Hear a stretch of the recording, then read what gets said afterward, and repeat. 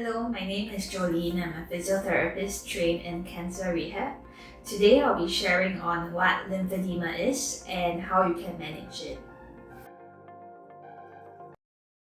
Lymphedema is swelling caused by a buildup of protein-rich fluid in the tissues, and this is usually a result of the lymphatic system not functioning normally or if the lymph nodes are being damaged.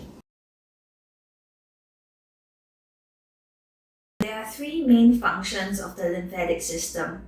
Firstly, it helps to remove excess fluid in the body and drains lymph fluid to the bloodstream to maintain fluid balance.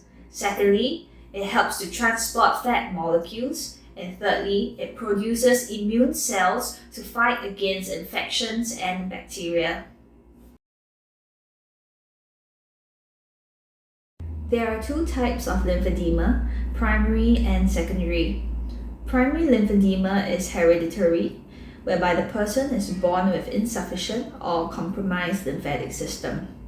Secondary lymphedema may be a result of surgery, external trauma, radiation therapy, or even obesity. How does cancer treatment increase the risk of lymphedema? This occurs when there is surgery involved, removing lymph nodes, or if there is radiation therapy that is covering the lymph node region. Signs and symptoms of lymphedema include chronic swelling, whereby the swelling does not go away even after 3 months. There are sensation of heaviness and tightness. There's achiness, pain, there might be some skin changes, there might even be a pitting edema, whereby if you were to press onto your skin, that leaves a dent, and your swelling starts to affect your daily activities and even your functional movement. There are 4 stages of lymphedema. In stage 1, the swelling is not that visible. However, the patient may complain of sensation of heaviness or fatigue in the affected limb. This stage should not be ignored, and treatment should be started early. In stage 2, the swelling has a puffy appearance, and there's mild pitting edema, whereby impressions will be formed when pressing onto the skin. In stage 2, elevation of the limb can temporarily reduce swelling. Stages 1 and 2 are typically reversible with aims to reduce swelling with early intervention and management. Moving on, in stage 3, the swelling starts to have a spongy appearance. Pitting may not be present, but there is formation of hardened tissues. In stage 3, elevation will not resolve the swelling. Finally, in stage 4, there's presence of rough and fixed skin creases, and affected limb is significantly large. At this stage, there's high infection risk. Fluid may leak out of the skin and blisters can form, and function is typically affected. Stages 3 and 4 are typically irreversible with aims to maintain and prevent other complications. While these stages are all different, they are progressive.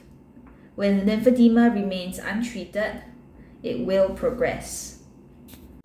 There is no known cure for lymphedema. However, there are ways to treat and manage it. The most common way is complete decongestive therapy, CDT for short. CDT includes skincare and education, manual lymphatic drainage, compression therapy using bandaging methods or garment prescription, and exercise. Depending on the stage of lymphedema, a CDT trained therapist will help you to manage your condition better. Skincare is important because you want to reduce your risk for infection, especially cellulitis. So it's important to keep your skin clean and moisturized, protect your skin from insect bites, protect your skin against direct sunlight, understand the signs of infection. If you have superficial wounds, to treat them promptly, and to look after your nails and to trim them carefully.